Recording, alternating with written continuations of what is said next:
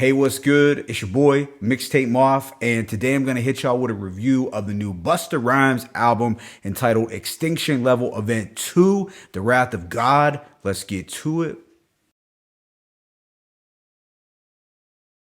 Busta Rhymes is a rap god, legend, and titan coming out of Flatbush, Brooklyn. He is an artist who has managed to stay relevant in rap no matter the era. We have several different time periods in rap in which Busta Rhymes flourished. You had the leaders of the new school, Busta. He reintroduced himself as a solo artist in 1995 and would continue to dominate in the late 90s. Then Busta had a significant run in the 2000s as well. So the man's catalog is deeply cemented in hip hop culture no matter the era. The impressive thing about Busta Rhymes is that after all these years, he hasn't lost a step with his dynamic lyricism and versatile flow, plus the energy he brings to records. He still sounds as good as he did in the 90s. That is something that we can't say for all rappers in Busta Rhymes' age bracket. Unfortunately, with age, a lot of rappers' voices and flows tend to slow down and get a little hoarser sounding, but not Busta, who still appears to be in tip-top lyrical shape. This album, Extinction Level Event 2, is the sequel to his 1998 album,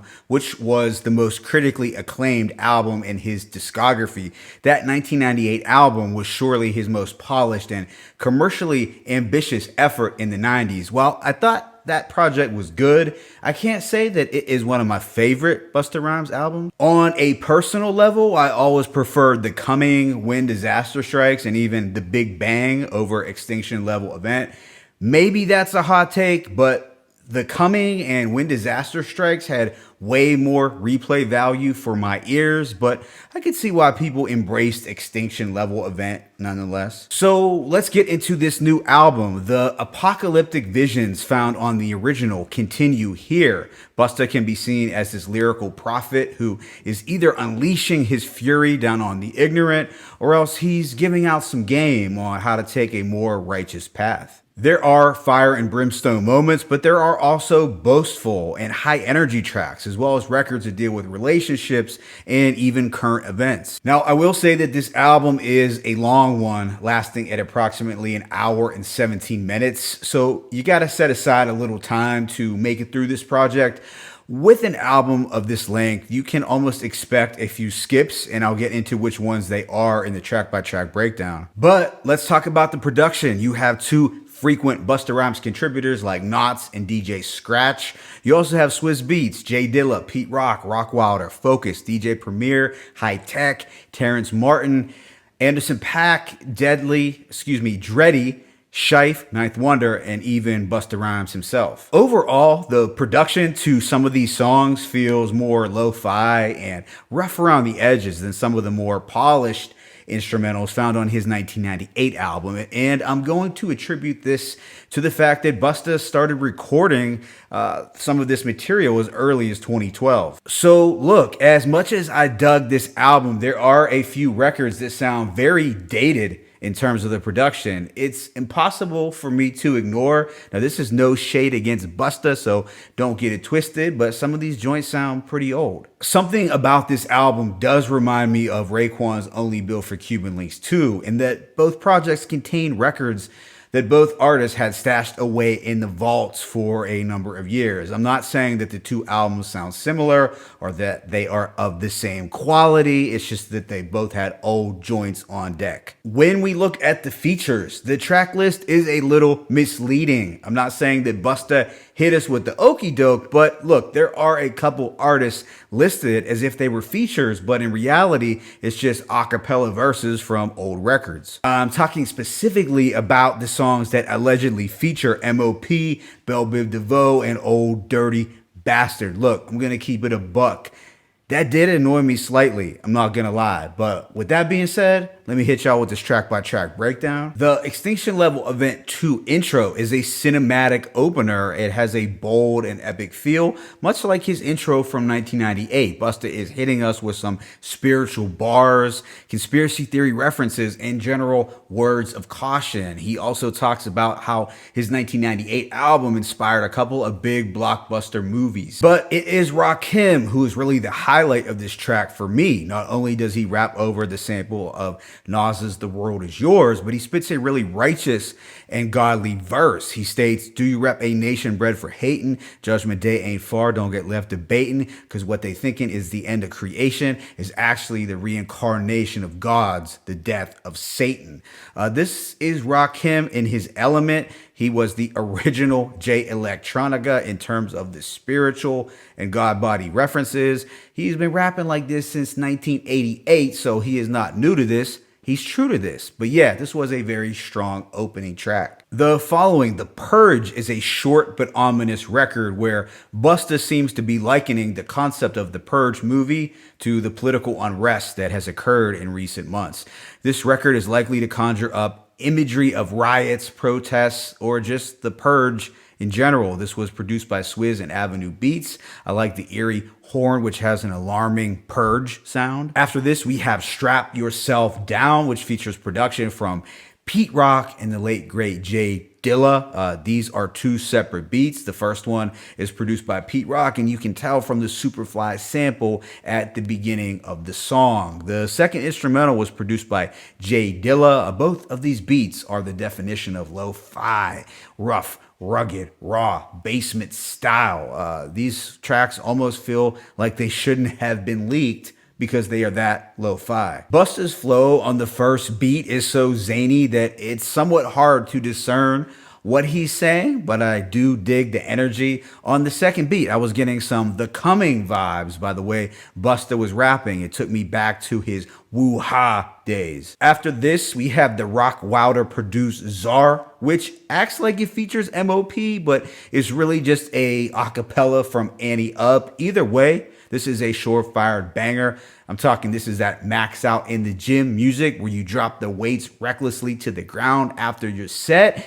Yeah, that would be terrible gym etiquette and something that I wouldn't condone, but it has that feel. Up next, we have The Next Snapping Out of My Mind, which contains the sample of the classic Poison from Belle Biv DeVoe. Busta is hitting us with some lyrical gymnastics on this one. As much as I like the pulsating energy of this record, there is something about the beat that I think they could have tweaked a little better. Then we have the title track, which contains some words from the Minister Louis Farrakhan. DJ Vlad was likely shaking in his shoes when he heard this, but on top of a dramatic string section, Busta is giving us some more fire and brimstone bars about the end of the world. What follows is the Knots produced Slow Flow, which features a cappella vocals from Old Dirty Bastard. This instrumental feels like it could have been made around the 2012, 2013 time. I'm getting some Ill Mind vibes from the electronic keyboard slash video game style beat. Busta is giving us two dope verses here. On the second, he references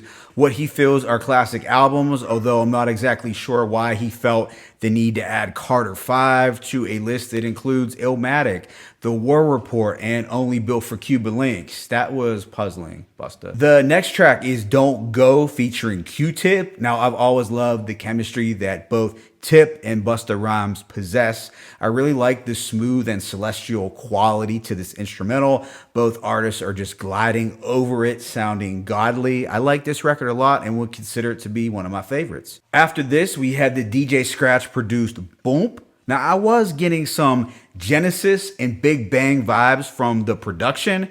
It almost sounded like it could have been a Dre beat. While I kind of like this track, I thought the instrumental was a little too mid-2000s sounding. I didn't dislike it, but I didn't love it either. Following this, we have the DJ Premier produced True Indeed.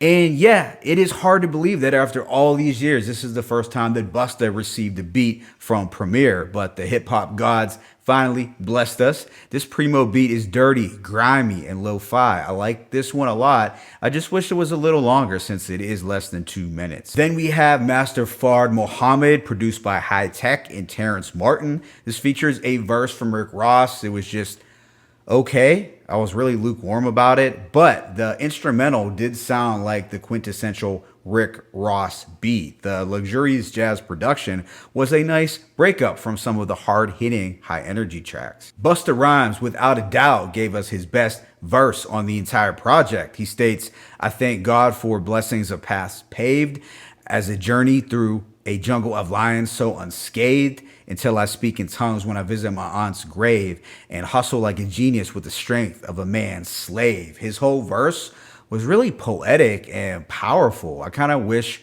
Ross wasn't on this track, but thankfully Busta gave us a 5 mic verse. Up next, we have the Anderson .Paak assisted You, and it's not sonically pleasing whatsoever. I was quite frankly annoyed that this was even on the album, so it was an easy skip for me. Right after this is the track Oh No, where Busta is rocking over a Schoolboy Q type instrumental. It's more of a trap inspired and modern beat, but this one is indeed a banger. I love Busta's rhyme schemes on it. This is another record that would be ideal for when you are working out. After this is The Dawn and the Boss, which features Vybz Kartel. In my opinion, this track sticks out like a sore thumb. It might not be as bad as the Anderson .Paak track, but it's not far behind it. It's something that I'll never revisit. Then we have the Ninth Wonder produced Best I Can featuring Rhapsody. It's a relationship record where the two play the role of a couple who is split up. Rhapsody acts as the mother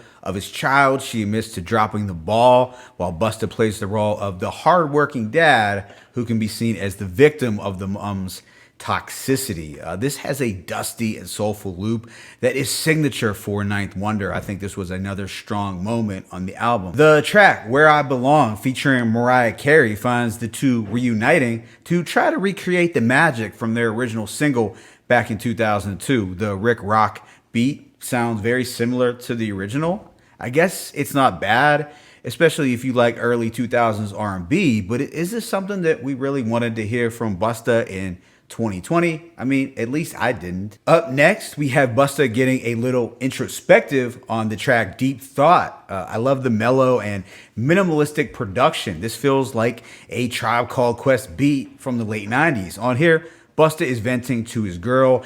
Some of what he's saying sounds a bit wild, but he is just letting his hair down. But I really like Busta over this smooth style of production. The Young God Speaks is just an intro leading us into the first single from the album, Look Over Your Shoulder. This features Kendrick Lamar, but it is important to note that this is not a new verse.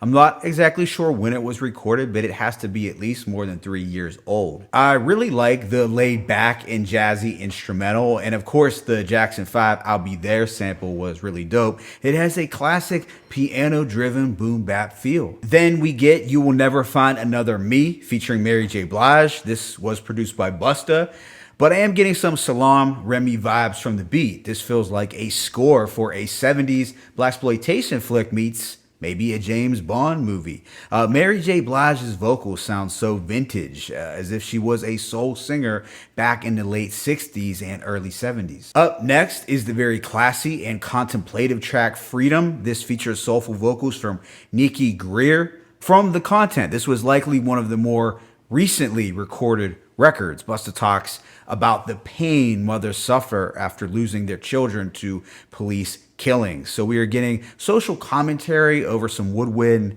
and string production. It's a very mature and grown man record. The final track, Satanic, finds Busta reflecting on the evils in society. He's urging folks to get right with God in these final days. Sonically, this one sounds good. I like the electric guitar and eerie vocal harmonies in the backdrop. I think this was a strong way to close out the album. Overall, I give this album a strong 3.5 mics. I think this project was sequenced very well, as the tracks really bled into each other pretty seamlessly. I wasn't super keen on all the Chris Rock skits, but it is what it is. There are a handful of really strong songs from this project. I think Busta succeeds in touching upon a wide range of topics, which shows his versatility as an artist. While there are some tracks that detour from the End of Days theme of the album, for the most part, it's a pretty cohesive body of work. So, my personal opinion for when artists put out older songs on a new album. While it is fair for artists to include these songs, there's a part of me that is slightly annoyed when they do so. I kind of look at it as the equivalent of having an old picture on a dating app. Look, I think that most of these older songs were good, but a few of them could have definitely been left on the cutting room floor. And to be perfectly clear, Busta Rhymes is a rap legend. He means so much to the culture. So it pained me to not be able to give this a four mics or higher. But as good as this album was, there were just too many skips for me to do so. And this is just my opinion. Still, I believe that Busta Rhymes did supply us with quite a bit of fire for this album. There are tracks that I can see myself listening to in the upcoming months. I honestly like this project more than the 1998 version, except there is not one beat on here that is touching Everybody Rise. That was such an incredible instrumental. But yeah, this was a strong album with a few misses. That's why I give it a 3.5, which is a dope album. But if you are a big Busta Rhymes fan, you should likely be pleased by the product that he gave us. My favorite tracks include Extinction Level Event 2, Strap Yourself Down, Czar, Don't Go, True Indeed, Best I Can, Deep Thought, Look Over Your Shoulder, Freedom, and Satanic. Let me know what you thought about this project in the comment section below. It's your boy, Mixtape Moth. I'm signing out, but be sure to hit that like button and please subscribe. As always, it's peace and blessings. Busta Rhymes, Extinction Level Event 2, 1.